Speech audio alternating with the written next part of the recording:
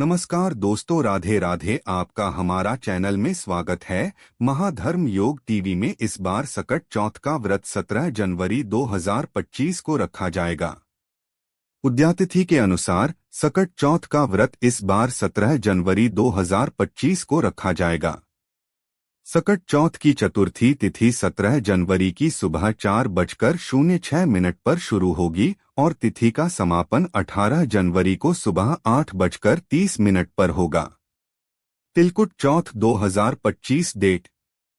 दृक पंचांग के अनुसार माघ महीने की कृष्ण पक्ष की चतुर्थी तिथि का आरंभ 17 जनवरी 2025 को सुबह 04:06 पर होगा और अगले दिन 18 जनवरी 2025 को सुबह 05:30 पर समाप्त होगा।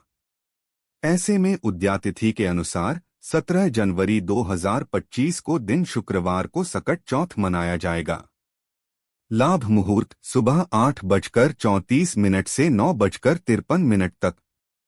अमृत मुहूर्त सुबह 9:53 से 11:12 तक।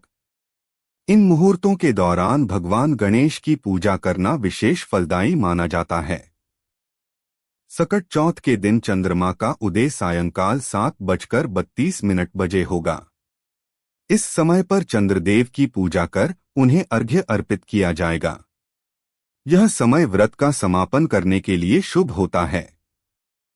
इस दिन पूरे श्रद्धा और विधि विधान से व्रत रखने से परिवार को भगवान गणेश और चंद्रदेव की कृपा प्राप्त होती है।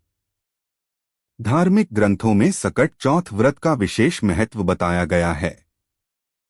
इस दिन भगवान गणेश के साथ सकट माता की भी पूजा की जाती है। माना जाता है कि यह व्रत माता और संतान के संबंधों को मजबूत करता है और संतान को दीर्घायु का आशीर्वाद प्रदान करता है। इस व्रत को रखने से परिवार में समृद्धि आती है और जीवन के कठिन समय में भगवान गणेश का आशीर्वाद प्राप्त होता है। साथ ही चंद्रमा को अर्घ्य अर्पित करने से चंद्रदेव की कृपा प्राप्त होती है, जो मानसिक शांति और समृद्धि का प्रतीक है। सकट चौथ के दिन भगवान गणेश को उनके हरे रंग के ही कपड़े पहनाना चाहिए। सकट चौथ के दिन भगवान गणेश को तिलकुट का भोग लगाना न भूलें। इस दिन तिल से बनी चीजों, तिल के लड्डू या तिल से बनी मिठाई का भोग लगाया जा सकता है। सकट चौथ के दिन चंद्रमा को जल अर्घ्य देने के बाद ही व्रत का पारण किया जाता है। सकट का व्रत भगवान गणेश की पूजा को समर्पित होता है। कहा जाता है कि यदि सच्चे भाव से सकट का उपवास रखा जाए तो संतान सुख की प्राप्ति का आशीर्वाद प्राप्त होता है। लेकिन इस दिन सकट व्रत कथा का पाठ करना बेहद जरूरी होता है। इससे उपवास का संपूर्ण फल प्राप्त होता है। सकट के व्रत की कथा को लेकर कहा जाता है कि एक बार भगवान शिव जी ने कार्तिकेय और गणेश जी से पूछा कि तुम दोनों में से कौन देवताओं के कष्टों का निवारण कर सकता है।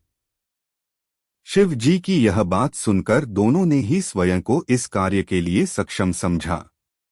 गणेश जी और कार्तिकेय के जवाब सुनकर महादेव ने कहा कि तुम दोनों में से जो भी पहले इस पृथ्वी की परिक्रमा करके वापस लौटेगा वही देवताओं की मदद करने जाएगा।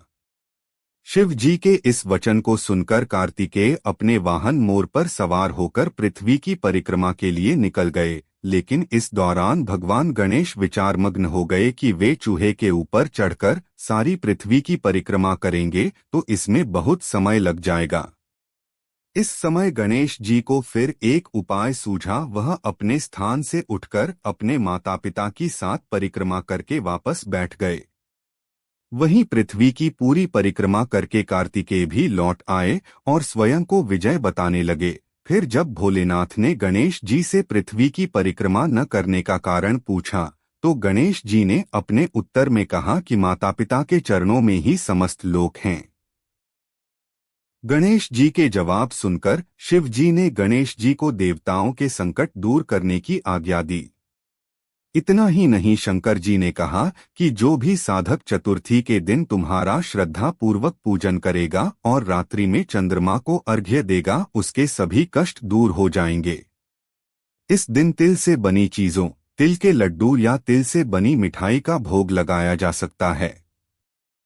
सकट चौथ के दिन चंद्रमा को जल अर्घ्य देने के बाद ही व्रत का पारण किया जाता है।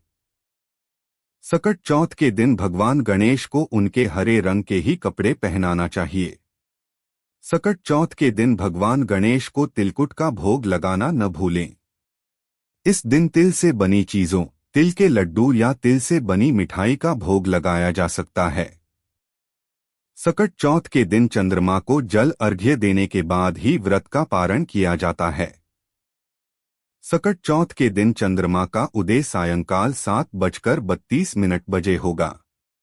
इस समय पर चंद्रदेव की पूजा कर उन्हें अर्घ्य अर्पित किया जाएगा।